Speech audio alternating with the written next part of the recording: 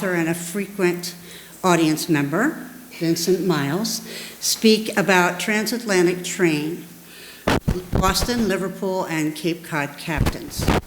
Vincent grew up in Liverpool, England, but has lived in the United States for 38 years, most of them in the area with his wife, Heather Campbell, who's also here tonight. Vincent grew up, he has written 2 books that connected the 2 places, Liverpool and Boston, in very different ways. The first, Boys of the Cloth, describes the 7 years he spent in Liverpool's Catholic minor seminary as a boy, and the second, Lost Hero of Cape Cod, tells the story of the 19th century Yarmouth port sea captain Asa Eldridge, who became famous for, among other things, the voyages to and from Liverpool, and whose career exemplifies many important aspects of maritime history. 7 years in the seminary was enough to convince him that priesthood was not for him.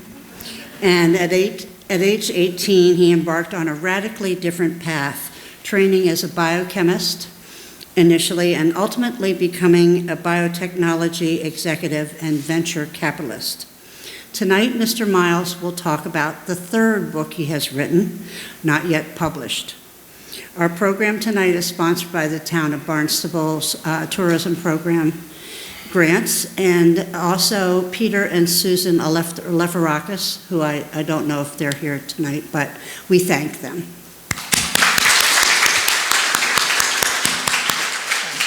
I'm very pleased to introduce Mr. Vincent Miles. Thank you, Anne. So thank you all for coming. Thank you, Anne, for that great introduction and for inviting me to speak. As you'll have gathered, my topic is going to be mainly about crossings of the Atlantic, particularly between Boston and Liverpool. And I'm getting rid of the text, so if you can see from the back, I don't know. There are lots of dotted lines on this chart. And those are the shipping routes between different ports and across on either side of the Atlantic. And this one here is the one that runs from Boston to Liverpool. Now, I don't think I fooled you with the title of my presentation into thinking there was ever a railroad that went across the Atlantic. It would be rather fun if there were. It would be a bit like Harry Potter, I guess. But in actual fact, there was a line of ships that sailed regularly from one side of the Atlantic to the other, and that was run by a gentleman called Enoch Train, which is how the title Transatlantic Train originates. And tonight, I'm going to be talking about Enoch, about 2 men from Cape Cod, who were the captains of his most prestigious ships, and about a Canadian who built almost a dozen ships for him. So I'll start by introducing the players in this act. Enoch Train was born in 1801 in Western Massachusetts, and they're coming now in chronological order of their births. Born next was Josiah Richardson. He's a Cape Codder from Centerville. After him, a year later, was Donald Mackay from Nova Scotia. And Alan Knowles was the baby of the set. He was born in 1814 in Eastham, another Cape Codder. I'll be talking about their careers in 3 main sections, separated by what for them were major events in 1844 and in 1850. But before I do that, I'd like to give you some context about the era in which their careers unfolded. And those of you who've seen me talk about Asa Eldridge will have heard a longer version of what I'm about to say next, but it gives you the context for the careers I'm about to describe. And this golden age in US maritime history, as it's regarded by many people, was triggered by the ratification and signing of this document, Treaty of Peace and Amity between His Britannic Majesty and the United States of America, better known as the Treaty of Ghent. So this is the first page of the Treaty of Ghent, which was ratified by Congress in 1815 and kicked off this golden age in maritime history. And the reason it was golden was this was the first time the US was really free to trade, engage in global trade. Before independence, Britain had laws that mandated all of its colonies trade only with Britain or through it. After independence, those laws still applied to all the other British colonies, and you may remember there were lots of those. So the US was fairly limited in the countries it could trade with.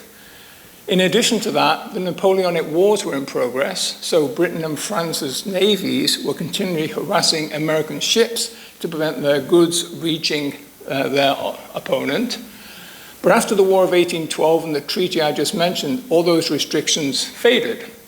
And in the next 4 decades, US ships came to dominate transatlantic trade. And this was actually very important in establishing the US as a viable nation in the world. In 1815, when that treaty was signed, the population of the US was 8.3 million, compared with 15 million for the UK, 23 million for Germany, and 31 million for France. So the US was less than 40 years old and a relative baby. And what happened next was very important in telling the rest of the world, hey, you need to take us seriously. The trigger for this golden age was actually something incredibly simple. A bunch of New York merchants who between them owned 4 different ships decided to operate them as a line of what were called packets. And packet was the adjective that was used to describe any vessel that sailed on the same route to a schedule. And until this time, that was not true of transatlantic ships. They typically made 2 trips a year, one in the spring, one in the fall, and they waited till their holds were full and the weather was good before they sailed. So if you were a passenger or if you were a merchant who had goods on that ship, you never knew when you could expect your goods to go or any incoming deliveries to come from the other side. And that was obviously very frustrating. And this group of merchants decided to put their ships together instead of operating them separately and make sure that one sailed from each place on a certain day in every month throughout the year, and in particular from New York on the 5th and from Liverpool on the 1st of every month. Sounds very simple, it had a radical impact on what happened next. Now, it won't surprise you that this all started in New York on this side of the Atlantic, but why Liverpool, apart from the fact I was going to be born there 150 years later? Well, to remind you where that is, in case you're not familiar with the geography of England, it's there. One obvious advantage it had is it's on the right side of the country if you're coming from the west, from the US. But there were far more important reasons for Liverpool's prominence in this trade. It was the nearest port to the places in England where the Industrial Revolution had started. So within easy reach by the canals, which are the blue lines on our map, textiles, cutlery, and pottery manufactured by industries in factories which were not yet existing in the US could all be transported to Liverpool to go on ships. So if you were an American captain and you arrived in Liverpool, you were guaranteed to have a cargo on the way back that would be able to sell well when you got there. That was provided, of course, that you arrived with something to sell that would generate enough money to buy this cargo. And that thing that everybody wanted in Liverpool was cotton. In 1822, the year that the New York packet lines were really hitting their stride, cotton represented 48% of the total value of all US exports. And to the eternal shame of the country, of course, it was produced by the forced labor of enslaved people in the South. Now, because it was produced in the South, you might expect it would go from there directly to Liverpool. But the plantation owners were often in hock to New York bankers who lent them the money for each season's plantings. And the New York merchants were the most effective at marketing cotton on the other side. So a lot of the cotton did not go directly across to Liverpool from the south. It went through New York. And in fact, if you look at this painting, you can see these wagons here have got bales of cotton on board. Cotton, of course, is a seasonal plant. It's only available for about 6 months of the year. So what could they use for cargoes at other times of the year? Well, they were helped by an initiative they started in 1818, completed in 1825, which is the building of the Erie Canal. And it was partially opened before 1825, but it finished in 1825. And what that did was it opened up a vast area of the country for New York ships to get cargoes from. At the beginning, they were quite well off compared with other places because the Hudson River gave them access to a fair amount of terrain that could provide cargoes that otherwise would have been inaccessible. But once the Erie Canal opened, essentially the entire near Midwest could provide them with things they could send off on ships to Liverpool. And in the first year the canal was open, I read a number, 185,000 tons of cargo passed down that canal and 32 million feet of lumber. So that was incredibly important because many European countries have basically tapped out their forests a long time ago, and these were hardwoods. Boston noticed what was going on in New York, so they had to have a go too, starting a packet line. The first attempt was in 1822, and it lasted about 4 or 5 years and went out of business. Entrepreneurs can never be put down, so just about 3 months later, another packet line popped up in 1827. This one lasted about the same length of time, about 5 years, and then it went out of business too. So why was that happening? Well, remember New York had a supply of cotton from the south because its bankers controlled the financing of a lot of the plantation owners. Well, most of that cotton came from these 4 ports down in the south. And for New York ships, that cotton was brought to them. So the packet ships always had a supply of cotton when it was in season. They weren't going to make that extra leg up to Boston, another couple of days sailing, and the shores of Cape Cod were very treacherous, you may remember. So for a Boston merchant, you couldn't expect to get cotton unless you went down and fetched it yourself. So Boston ships, before they headed off to Liverpool, had to head down to the southern cotton ports. And some of them decided if they were going to do that, it'd be quicker to go to Havana in Cuba, where they could pick up things like sugar and cigars that would also be well purchased for high prices in Liverpool. And it was only after they'd done that voyage, which was itself over 1,000 miles, that they could head off over the Atlantic to Liverpool. And of course, the fallback for New York had been the Erie Canal. And if you look at this geography here, so the Erie Canal, I've enlarged the bit which deals with Boston. There's the canal, and people would have hoped that the goods would have flowed also to Boston, not just down the Hudson River to New York. The only problem with that was this big hunk of rock called the Hoosac Mountain, which was not tunneled through until 1875. So the Erie Canal goods all kept going down to New York. None were coming to Boston. And that meant Boston had to rely on all the things they could find locally to put on its ships going to Liverpool. Well, they were of no interest in Liverpool because all of those things were already available locally in England or from other places in Europe at far cheaper prices. So Boston ships continually struggled to find cargoes that would sell for enough money in Liverpool to buy fancy goods back. And for that reason, Boston was completely unable to compete with New York.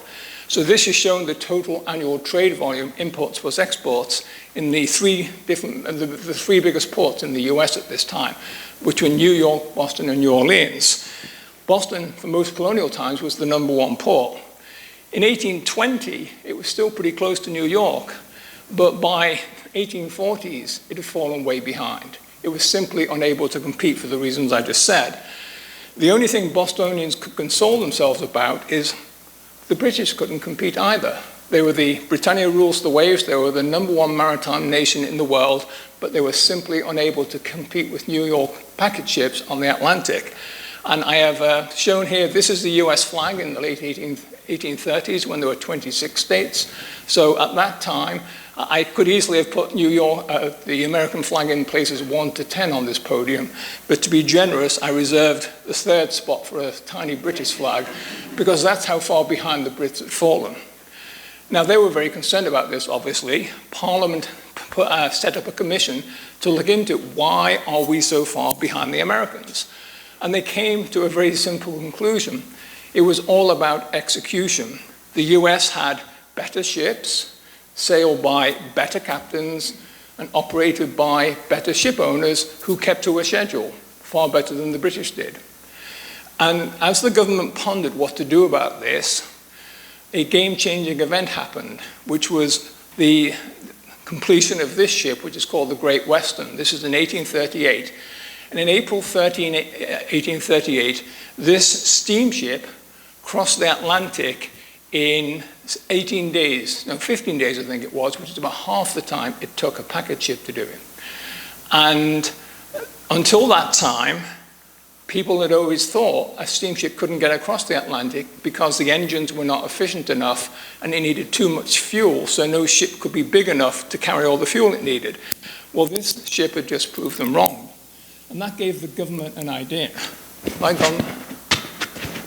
That gave the government an idea, which is, why don't we fund an entrepreneur to start a packet line which is run completely with steamships across the Atlantic? They're going to be a lot faster than the packet ships. They're not going to be dependent upon the weather. And this is a way we can claw our way back to a leading position on the Atlantic. So they decided to advertise in the newspapers and ask for proposals. Several people applied. And the man who won, you may know his last name, was Samuel Cunard. And in 1840, and by the way, this, I mentioned the government was funding this. So as a ruse to make it look legitimate, they were given a mail contract. So they were given a large mail contract in order to have the money to build steamships, which were pretty expensive. And in 1840, on July the 1st, this ship called the Britannia sailed out of Liverpool for Boston via Halifax. It had to call in Halifax because, remember, technically it's a mail ship. That's how it gets its contract. And that's where the mail for Canada was distributed from. Canada was still a British colony at the time. And then it went to Boston rather than New York because the government was a little bit tight-fisted. They couldn't afford, they felt, to have this going all the way to New York. They saved a little bit of money by having it stop in Boston instead. So that's the end of the preamble about the state in which these careers unfolded. The takeaways: American packet lines dominated the transatlantic trade. Boston tribe couldn't compete. The British couldn't compete either, but they were still the world's leader in steam engine technology, and they took advantage of that to build these transatlantic steamship lines. Before I move now into the careers of the four gentlemen, I should say a little bit about terminology. Nowadays, any vessel that goes out on the ocean gets called a ship. Back then, they were a lot stricter about how they used that term. It was reserved for anything that had at least 3 masts that were square-rigged, which meant that the sails went across the width of the ship and not along the length. You're going to hear me use the word brig. This is why I'm doing this. A brig is basically a mini-ship. It has 2 masts rather than 3, but otherwise is the same. So a lot of the early ships in for the careers of the men I'm about to describe were brigs, and then they graduated to ships as they got more experience. I'll also be referring to tons. That wasn't a measure of the weight of the ship. That was an estimate of its cargo capacity based on its dimensions. And then, in case it offends anybody, there's actually a move right now to stop calling ships she. They've always been called she for about the last multiple centuries, but it's a centuries-old tradition. Everything I've read refers to them as she, so I'm going to do that too. Now then, to the four gentlemen. And I'll start with this period of their career that was in the early days of the Golden Age, starting with Enoch Train. So I mentioned he was born in Weston. That's actually his ancestral home. His father would have been born in the house and grown up there. It's still standing in Weston. Although he was born in Weston, he didn't grow up there. He actually grew up in Hillsborough, New Hampshire, about 2 days' travel from the sea and 3 or 4 from Boston. The reason was, when he was 4 years old, his father died. His mother took up with a man from Vermont, which is where she had grown up, and she moved up there and married that guy, and he wanted nothing at all to do with her children from the first marriage. So she dumped them on Enoch Train Sr., Enoch's father, in Hillsborough, New Hampshire, Uncle Ephraim. Now that sounds like a terrible start to a maritime career, to be so far away from the sea, but it turned out actually to be perfect, quite surprisingly, and that's because of 2 of Uncle Ephraim's relatives. One was his brother-in-law, and the other was his son. So his brother-in-law, it was the name of Asa Hammond, operated a leather goods store on the waterfront of Boston. And at the time of this ad, 1796, that's about the time Ephraim's son Samuel came to apprentice with Asa Hammond in the shoe trade. 10 years later, 1806 we are now, Samuel was running the company. And initially he did the same sort of thing as Uncle had done, which was to buy things from other people's ships when they came into port. But he was a little bit more ambitious than that. And in 1809, he bought a brig along with its captain so he could bring goods from the far places himself and not be letting some of the profits go to other ship owners. He traded with Cape Verde, which is where there were lots of hides and skins were available in Cape Verde. And in case you need to remind yourself where it is, because I certainly did, it's off the west coast of Africa, about the same level of the Sahara Desert.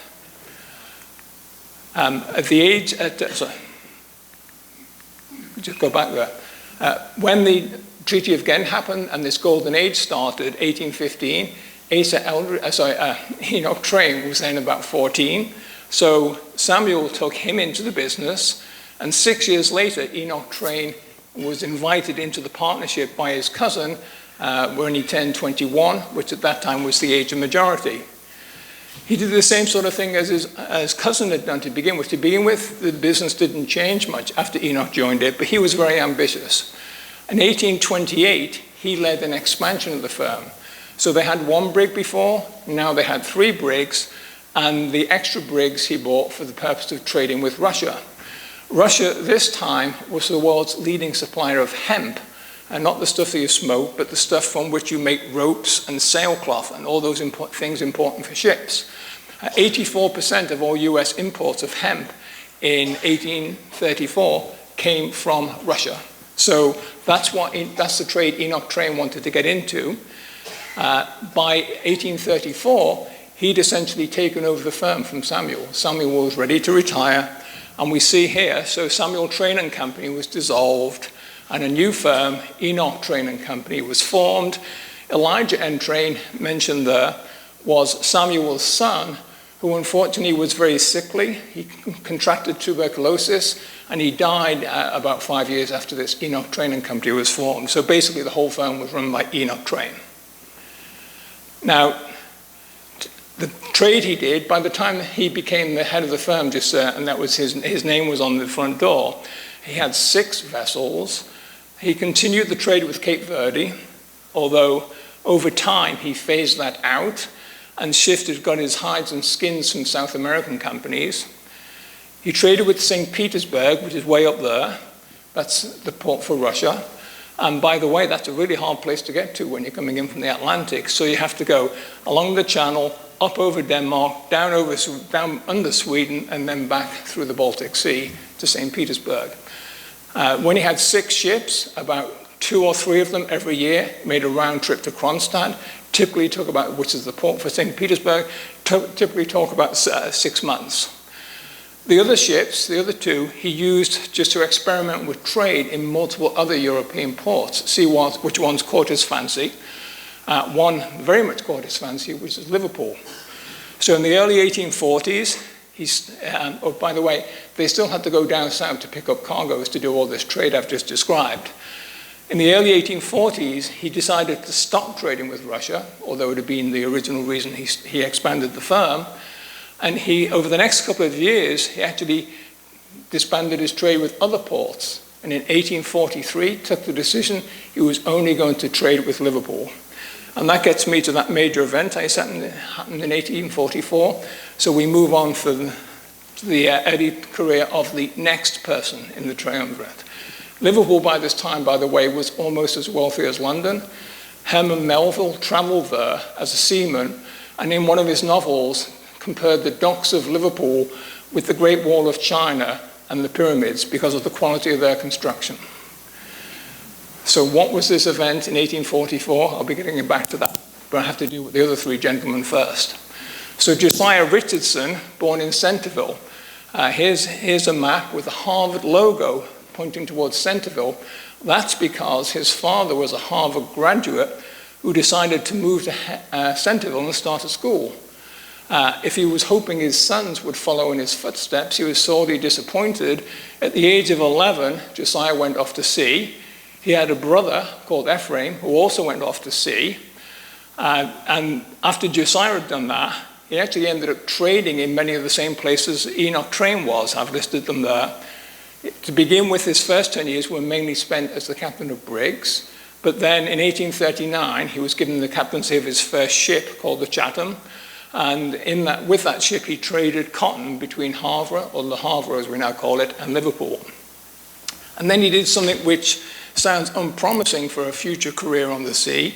He left it. He got married. He moved to Shrewsbury, which is not exactly close to the water.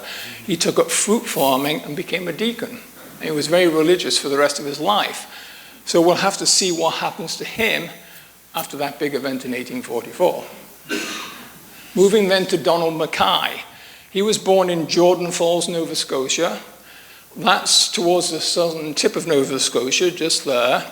If we zoom in on that spot, you can see it's a tiny little hamlet even today. This is a modern map at the end of an inlet of water. So a lot of his childhood was spent helping his father build boats. He was the oldest son of 18 children. So he figured out pretty quickly there wasn't going to be much future for him. He got the hell out of there as quickly as he could. At the age of 15, he moved to New York. So here's Manhattan, there's the East River. This part of the East River was one of the US's major shipbuilding centers at that time. And he initially got a job as a laborer in the shipyard of Webb and Allen, but Isaac Webb quickly recognized that he had a lot of talent, so he took him on as apprentice. He served his apprenticeship, left in 1831, went back to Nova Scotia, built a boat with his uncle. They were swindled out of the proceeds by the people who bought the boat, so he came back to New York with his tail in his leg, between his legs, and got a job now as a shipwright, not an apprentice, in the shipyard, shipyard of Brown and Bell. He stayed there for 8 years. He built a whole lot of different packet ships or worked on them. And in 1840, Jacob Bell found him a job, supervisory job, in the Brooklyn Navy Yard, which sounds great, except there was a lot of anti-immigrant sentiment in New York at the time. He was a Canadian, and the American laborers who were supposed to take orders from him pretty much refused to do so. So this job did not work out at all. Jacob Bell came to his rescue and found him an assignment in Wiscasset in Maine, where they also built ships. So he went up there to help finish a New York packet ship.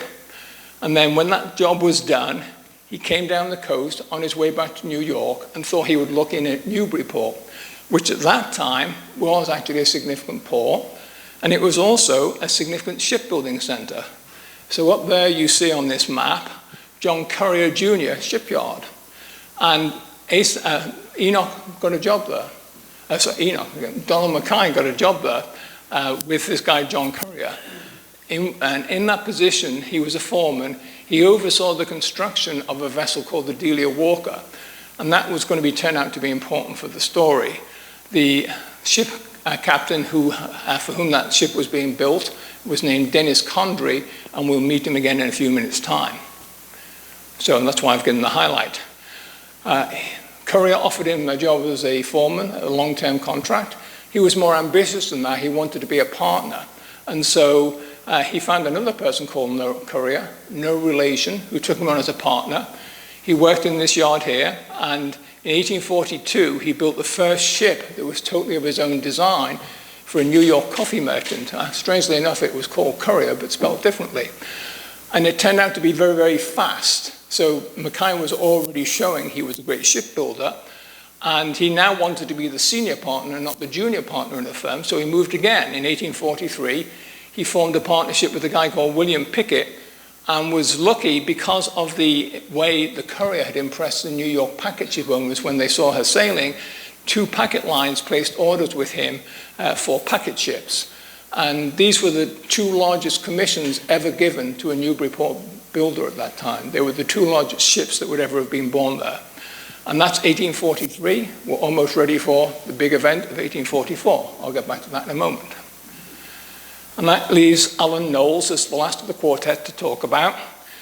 He was born in Eastham, and there were lots of other people called Knowles in Eastham. Here's a map, which is actually from a few years later, and all those underlined yellow properties are owned by Knowleses. There were lots of Knowleses in his family too. He was one of 5 captains in his immediate family. His father and 3 of his brothers were all sea captains. His father worked for a man called Benjamin Bangs, and he sailed under his father many times to Chile. That gave him a lot of experience of sailing around Cape Horn, which you may realize is still regarded, I think, as the most treacherous of all things to do on a sailing ship, or indeed any vessel. We'll get back to that one too. And he then ended up as a captain in his own right. This is that journey, so you have to go all the way down around Cape Cod and back up the other side. And the ability to do that well will come back in the story in a few minutes' time. So he was promoted to captain in 1840, working for Benjamin Bangs, who was his father's boss as well. He had a variety of ships over the next several years, again, going many times to Chile, Valparaiso, around Cape Horn. He also made a couple of trips to Europe. This is pretty tragic, though. This meant he had many long absences from home. And during one of those absences, his wife died, leaving him with their 2 young children. And the time frame of this is actually really shocking. He left Boston in January on a trip to Chile. He arrived back in December, having done a certain amount of business up and down the Pacific coast. His wife had died in May. And I have no idea whether when he arrived in December was the first time he learned that, or the news had somehow reached him. But being the wife of a ship captain was certainly no bundle of fun. Then we get to the famous event of 1844, coming up now. I'm going to take a drink of water before I talk about it, though.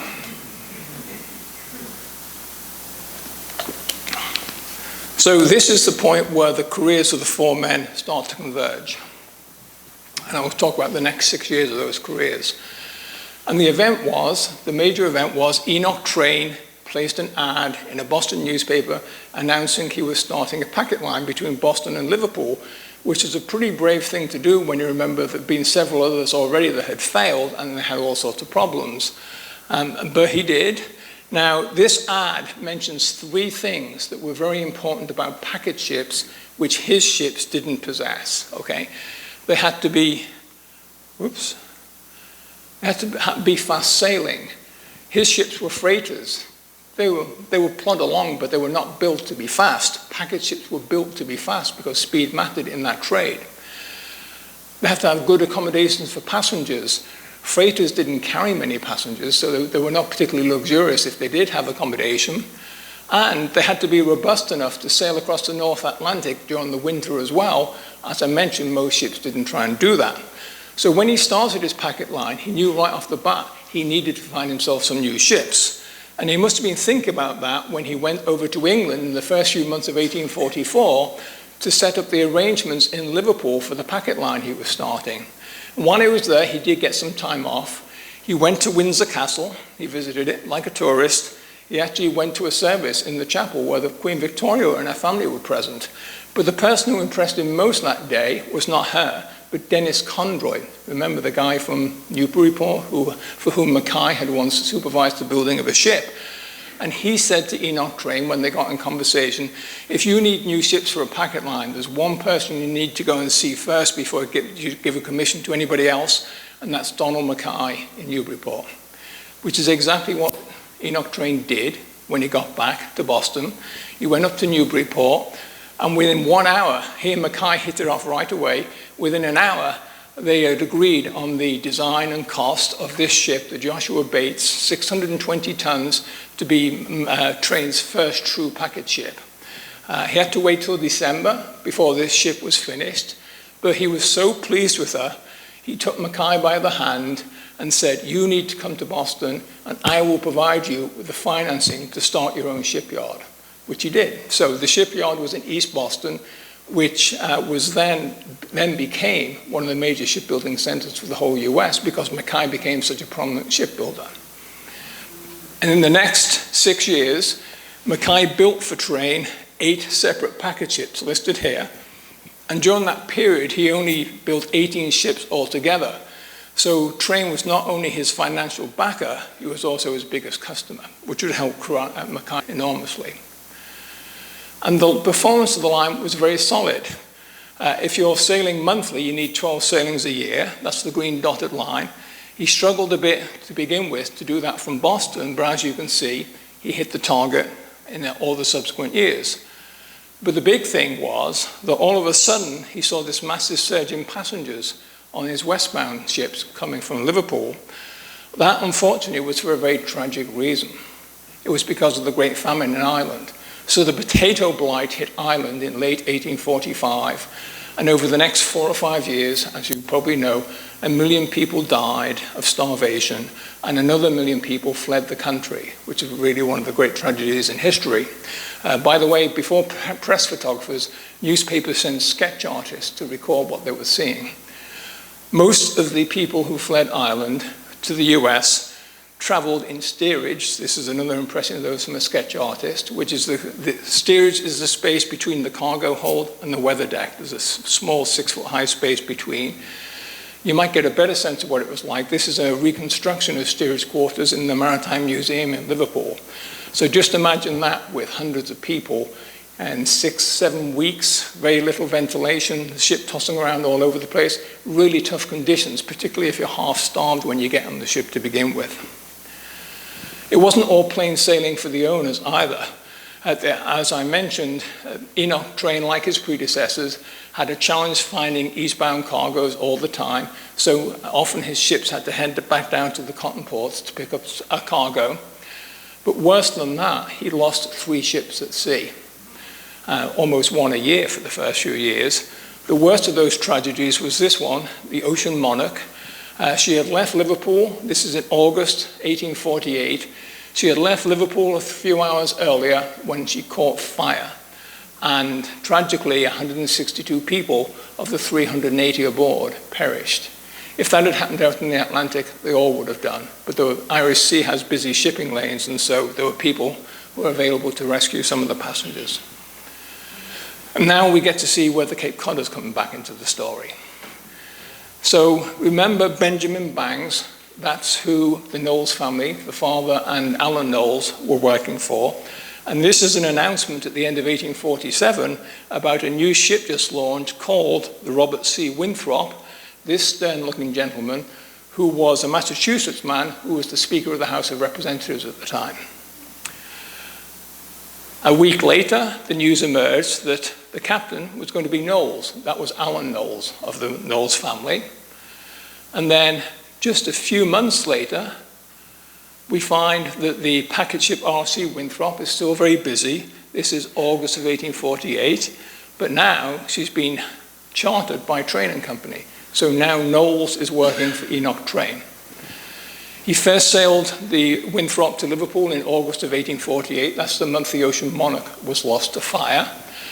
He made 3 round trips, bringing his share of Irish emigrants, and he married again. Remember in 1842, he'd been away at sea when his wife died. Well, he waited 7 years to remarry. Most men did it in about 7 months sometimes, or at least a year.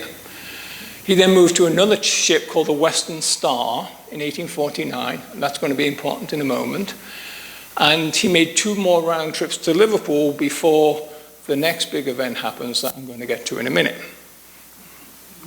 How about Josiah Richardson? Remember last time we talked about him, he was in Shrewsbury growing fruit and being a deacon. Well, in 1847, he did go back to sea. He commanded the ship called the Walpole, and he went again to places that were familiar to other people, Liverpool, Manila, and Russia. At the end of 1848, we find him sailing to New Orleans as the master of a brand new packet ship called the Townsend. That is in November 1848. She's sent, when she reaches New Orleans, she's sent to Liverpool, and then from there to Boston, and the next time we find her, lo and behold, she's now sailing for Enoch Train & Company, and Richardson is now working for Train as well. The reason that, by the way, he was chartering these ships and bringing these new men in was because he had the ambition to increase his schedule from once a month each direction to twice a month each direction. And you can see, so Richardson joined. He made 2 round trips to Liverpool, starting in July of 1849. The Bostonians had finally found a better place to go for a cargo other than having to go all the way down south for cotton, which is they could call in at St. John in New Brunswick. So if you were a Boston packet ship, you would head out like that, past the coast of Nova Scotia. And if you look up there, you see St. John, New Brunswick. Canada still had a lot of hardwood lumber that they could sell well in Liverpool, and so this was a far easier thing for the ships to do than to go all the way down to the cotton ports. Here's an ad where Train is showing that he's trying to expand. He's got 8 ships now rather than the 4, typical of a packet line. He's got 2 sailings a month from Liverpool, but it's October. He's already given up on the idea of 2 sailings a month from Boston because he's found a better thing to do with those ships than send them twice monthly to Liverpool, which I'll get to in a moment. But note in this ad, right next to each other, Knowles and Richardson both sailing for Enoch Train. That schedule never happened because of the next big event I'm going to talk about, which began in 1850, and that is the start of the clipper ship era. Now, the clipper ship era started actually because of something that happened 2 years earlier in California. So out in California in 1848, gold was discovered. And the news of that didn't reach New York until August of 1848. It was too late for people to get organized to go out there. In 1849, we had the famous gold race, the 49ers. 775 ships sailed from the East Coast to San Francisco, which was the nearest port, in 1849. The fastest journey was 120 days, and many ships took a lot longer than that. So just imagine you're in a hurry to try and stake your claim, and it takes you 4 months to sail around Cape Horn. It was impossible at that time to cross by land. So Alan Knowles got direct experience of what that was like the next year. So the rest carried on beyond 1849. In 1850, the owners of the Western Star, that Knowles was now the captain of, decided he'd been sailing around Cape Horn for half of his career, so they would send him to San Francisco. He would probably get there very quickly, they thought. Well, he left in August of 1850, had a totally miserable voyage, far more typical of the majority of the people the year before. It took him 160 days to get to San Francisco. And typical for those times, when a ship got to San Francisco, it didn't try and come back around Cape Horn. That was the last thing they wanted to do. It carried on and completed the circumnavigation of the globe because they could stop in China or India to pick up a cargo that would be very valuable when they got back. So he didn't arrive back in Boston until March of 1852. So if you look, he was gone for almost 2 years. And then he resumed sailing for Train's Line in April of 1852. Now, everybody involved in this gold rush felt all these timetables were just way too long. And so what happened was the clipper ships were developed by shipbuilders, started building ships which, instead of trying to balance speed and cargo space, they were absolutely, all aspects of the design were subordinate to speed, which is why they got called the Greyhounds of the Sea. Examples of that, they had sharp concave bows, as you can see there. They had long, narrow hulls, and both of those design features sacrificed cargo space, but made them faster. They also had very huge areas of sail on tall masts that were taller than typical packet ships. Their masts were 100 or 120 feet tall. And of course, that meant you needed a larger crew, because remember, all those sails were manipulated by men. It cost more money to run the ship, but you could charge an arm and a leg for anybody who wanted to go to San Francisco or any of the cargo that was going there, because all basic goods were in short supply. Of course, Donald Mackay had to get in on the act. He was a shipbuilder. He just built a whole bunch of packet ships for the last 20 years. And so in 1850, this ship was launched. This was Donald Mackay's first clipper ship, the Staghound. And she was 1,534 tons, and it's hard to get a sense of how big that is. So what I have here is a picture of the Cutty Sark, a record-breaking British tea clipper, which is in a fancy dry dock at Greenwich in England. And look at the size of the people in the foreground. They'll tell you how big that ship is. Well, that ship is 963 tons. The Staghound was 1,534, 60% bigger. So she was huge. And so she was, in fact, the largest merchant vessel ever built at the time she was launched. And guess who got to command her? Josiah Richardson. So he was appointed captain. She made her maiden voyage in 1851. She got there in about 113 days from New York, but she'd spent a number of days in port, partly because of the weather. She'd been taken some damage coming around Cape Horn, but partly also because she stopped to rescue some Russian sailors from a ship and she had to drop them off. She then did the usual circumnavigation of the globe and arrived back in January 1852. So instead of being away for almost 2 years, the way the Western Star was, she's been away less than a year. Now, that Enoch train was actually very interested in clipper ships, even before the Staghound did all the things I've just described. Remember, the last packet ship that was built for him by Mackay was called the Daniel Webster. The Staghound was launched in December of 1852. 2 months earlier, Train and Daniel Webster had been in Mackay's yard for the launch of the Daniel Webster, his last packet ship. And so they would have seen the Staghound on the slip next door, looking very grand, almost complete. And so Enoch Train liked her so much that 3 weeks after this launch, he placed an order with Mackay for a clipper ship. That's this one here. And this is possibly the most famous sailing ship in history. This is the Flying Cloud, a clipper ship.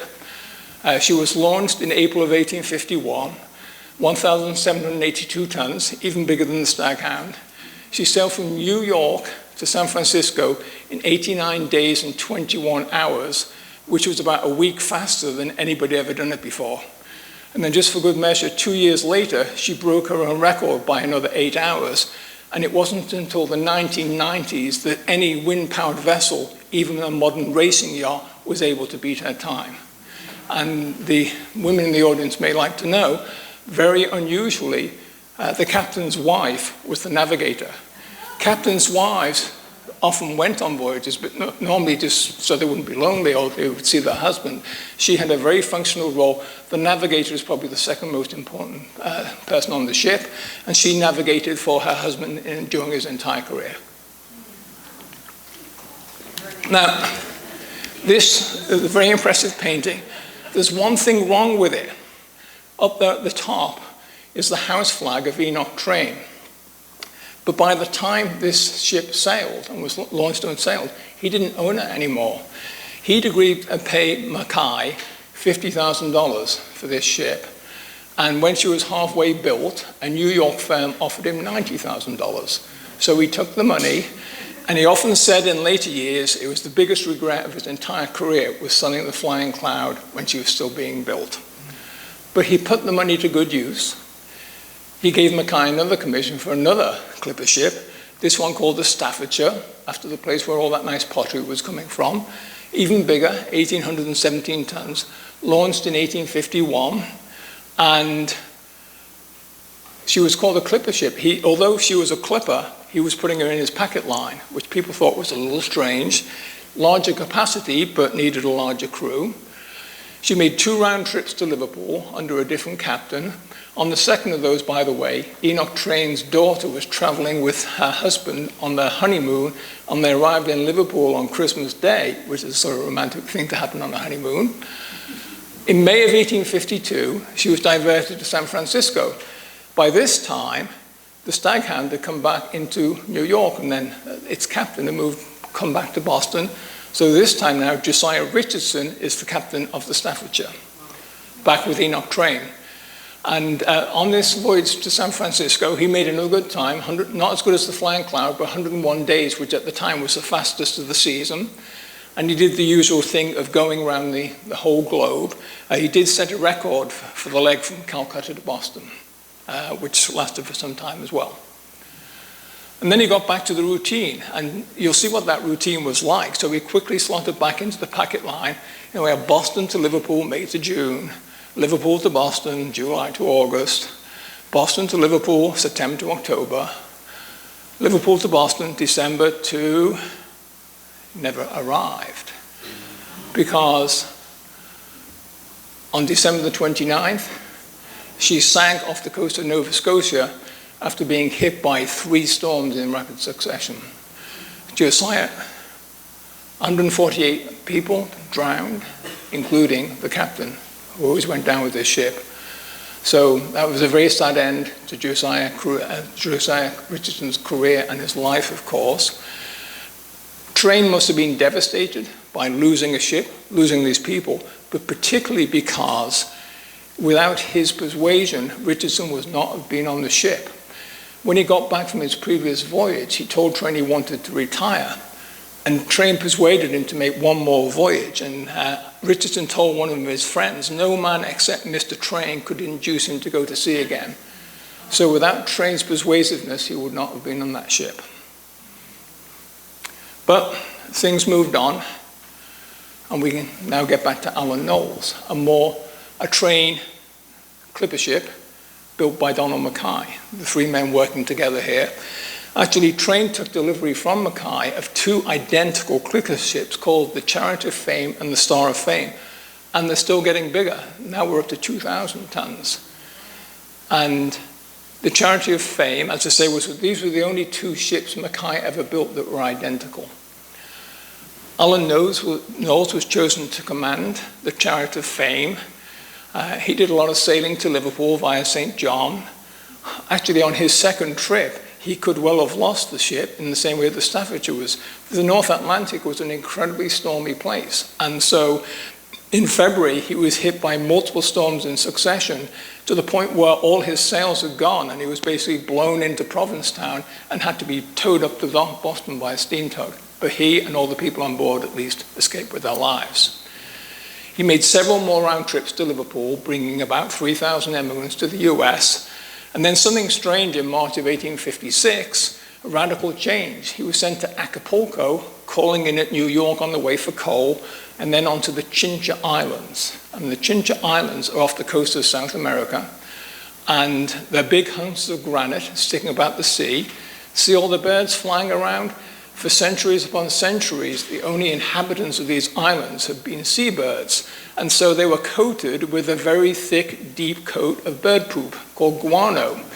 And before the days of agrochemicals, this was the best fertilizer on the planet. So ships would go to the Chincha Islands, where there were laborers who were scooping up this bird poop and putting it into sacks, where it was brought back to the affluent countries and used as fertilizer. Wonderful trade to be in. Now, it turned out that the fact that he was diverted was the first indication of troubled times for Train and actually for Mackay. So his was not the only ship from Train's fleet that was diverted that year at the beginning. 4 other ships from his fleet were also diverted to the Chincha Islands. Then in September, of all things, Mackay basically declared insolvency. He couldn't pay his bills. That was because the demand was slack for big ships, and the gold rush had been over for a couple of years now, and he built several huge ships on spec without a buyer lined up. In 1857, though, he caught a break in January when his creditors settled for 15 cents on the dollar. They figured they had a better chance of being paid back if he went back to work. And the person who arranged that settlement was his largest creditor, who turned out to be nobody other than Enoch Train. Now, that's a little bit surprising when you think Train has bought over a dozen ships from him, and yet somehow or other Mackay owes Train money. The only thing I can figure is that these big ships he was building on spec, he was borrowing money from Train to do that. Amazing, gets even worse. It was already evident that something was going wrong with Train's line. So these are the first ads in January of 1857 for the packet line to Liverpool. The wording's exactly the same as usual, except Enoch Train is not the person in charge anymore. Thayer and Warren were 2 people who worked for him, his right-hand and left-hand man. So a month later, Train declared insolvency too. So we just forgiven Mackay a bunch of debt, and now he's insolvent himself. This far on, it's hard to figure out why his line collapsed. Some books that refer to it say it was because of the panic of 1857.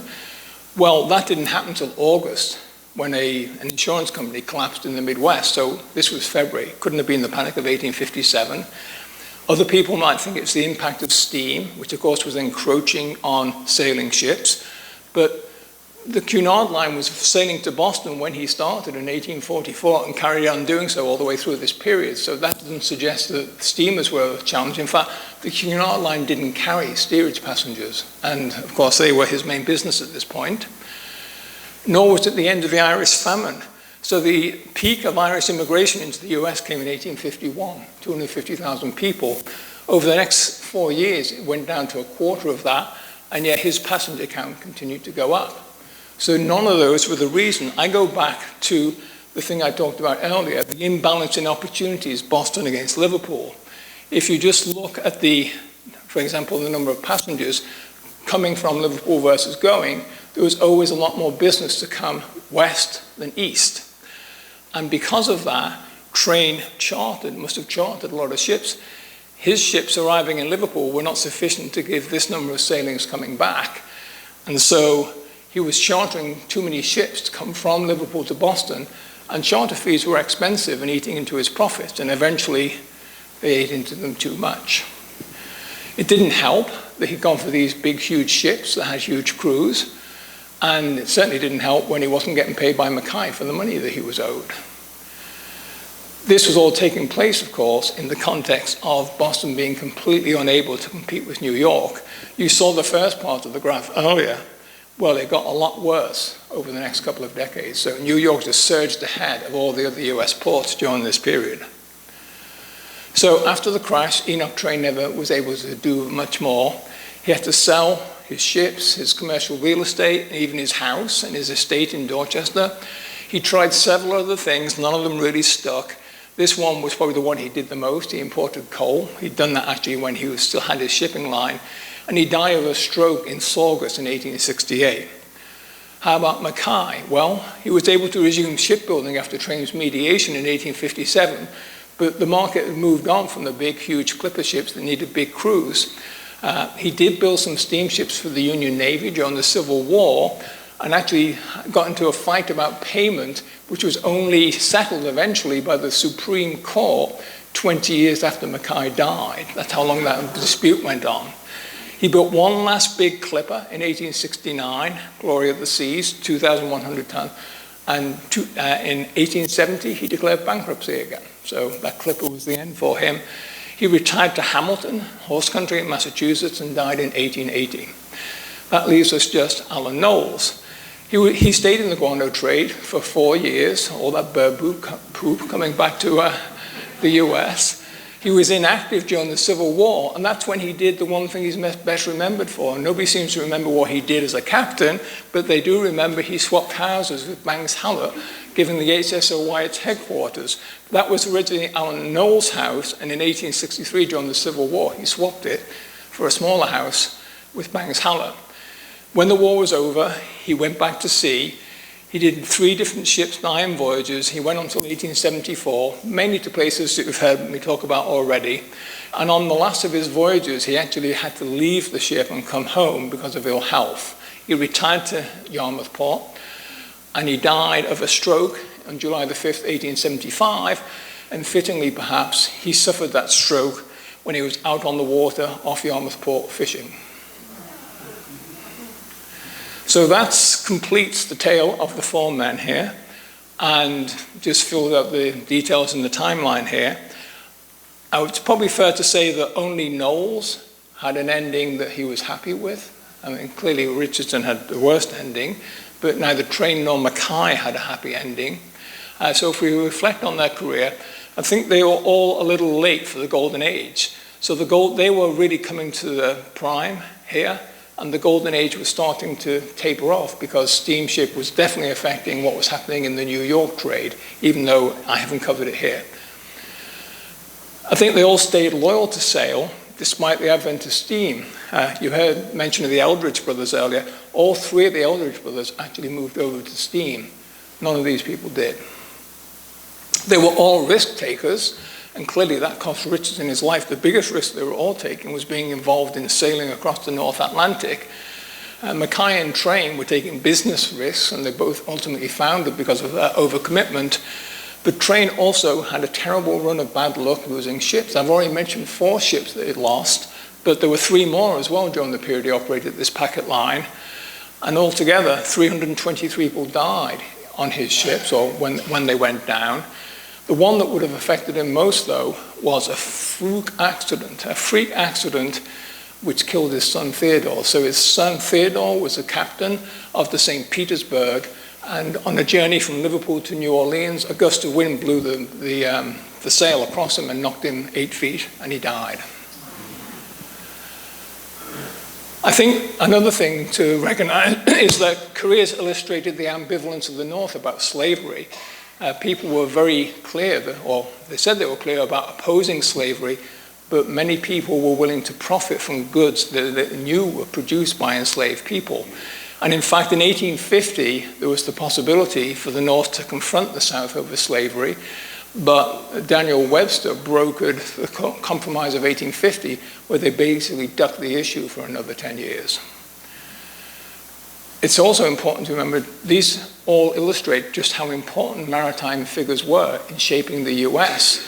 I think we now forget how much of the entire history of the country depended upon the trade and the establishment on the world stage I just described, but also the number of people who were brought to the US on ships crossing the Atlantic under appalling conditions a lot of the time. And most of them are largely forgotten. In fact, of the four I've talked about, the only one you really hear about these days is Donald Mackay. He's probably the most famous shipbuilder in history. He has a 60-foot obelisk on Castle Island in South Boston. These other four memorials are all in East Boston, and there are more besides this as well. So he's well remembered, but none of the other three are. Also important to recognize that Cape Cod contributed mightily to this overall effort of building the US. There's a wonderful book published in the 1930s by Henry Kittredge, a Cape Cod historian, called The Shipmasters of Cape Cod. There are 238 shipmasters listed in the index of this book, most of whom were active during the period I've just been talking about, doing the same type of things I've just described to other parts of the world. So as I now finish by giving kudos to Transatlantic Train, his master builder and shipmasters, I think we should give particular respect to the two men whose tales began on Cape Cod. Thank you.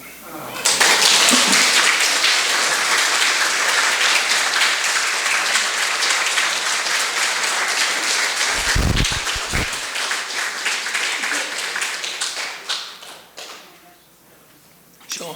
Happy to answer any questions. I don't understand the economics of making a ship fast, and they're mainly carrying bulk cargo, and they have to have a larger crew. Yeah.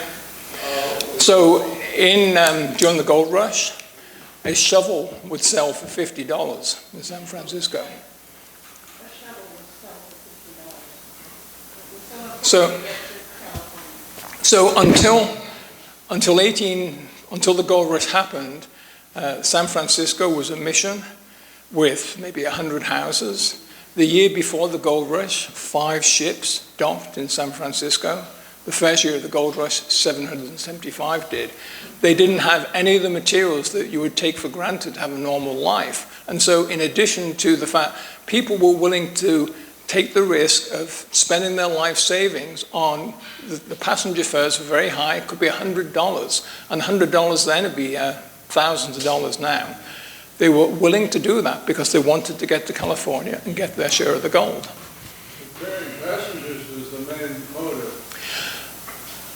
Making money was the main motive.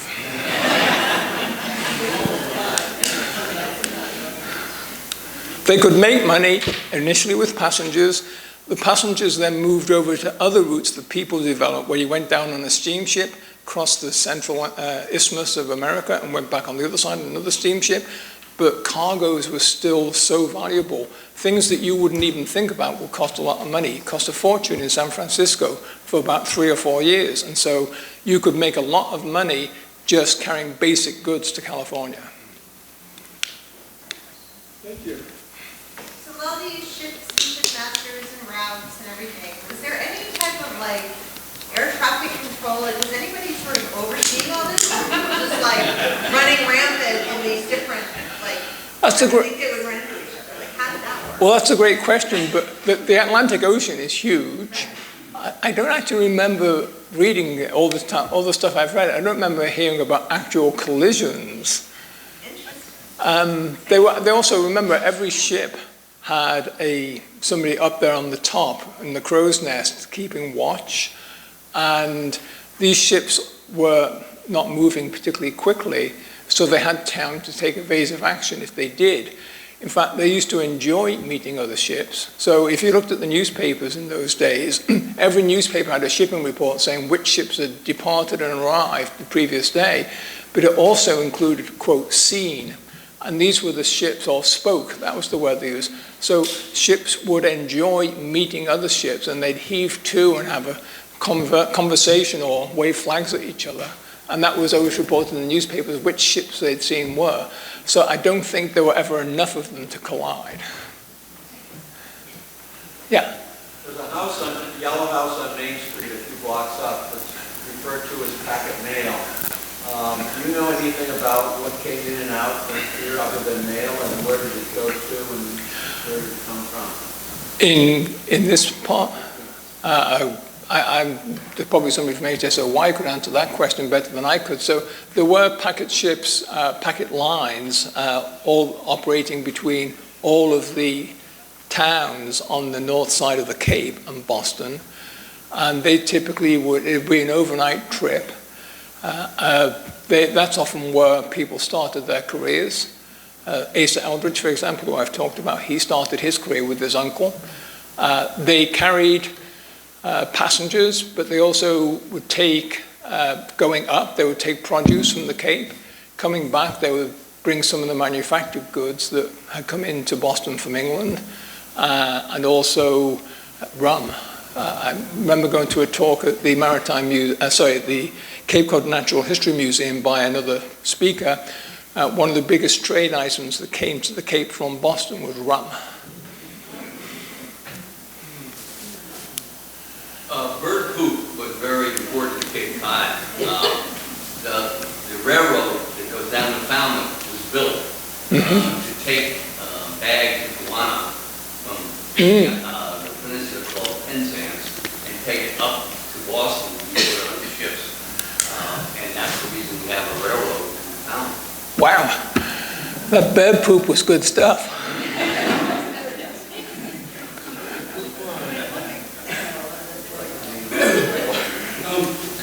Could you compare the red jacket, which I know you know an extreme amount of information about, and the flying cloud, as far as, did they ever do the same segment? No. So the Flying Cloud only ever sailed to San Francisco. Its two most famous voyages with San Francisco. The Red Jacket was built actually to be sold to a line in Liverpool for the Australian gold rush. So about 3 years after gold was discovered in California, it was discovered in Australia.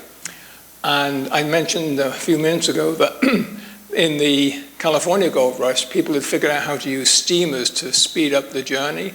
So they would take a steamer down from New York to Panama, cross the isthmus, and then go up the other side on another steamer. Once that happened, the clipper ships could only make money as long as they had valuable cargoes. And once all the basic commodities were in a sufficient supply in San Francisco, that died away. So the clipper ships would have collapsed completely probably in 1853, except gold was discovered in, I think it was in Victoria in 1851. And of course, Australia was too far away for any steamships to get involved. So there was a resurgence of clipper ship interest for a period of 3 or 4 years, so that the ships could people could get quickly to Australia. That was the context in which the Red Jacket was built. She only ever made one voyage from New York to Liverpool, and that was so she could be sold in Liverpool to an Australian clipper ship line. It's not a fair comparison, but the logs, could you, an 18-day period on both, they were both clipper ships, right? Yeah, it would be really, And say, this was the fastest one that had different winds, but, I'm reaching for a comparison. So there are separate records on file for which ships sailed the furthest in any 24-hour period in their history. I don't think any of the ships I've talked about today did that. I think there's a ship called the Lightning that was faster than either of them in a single 24-hour period.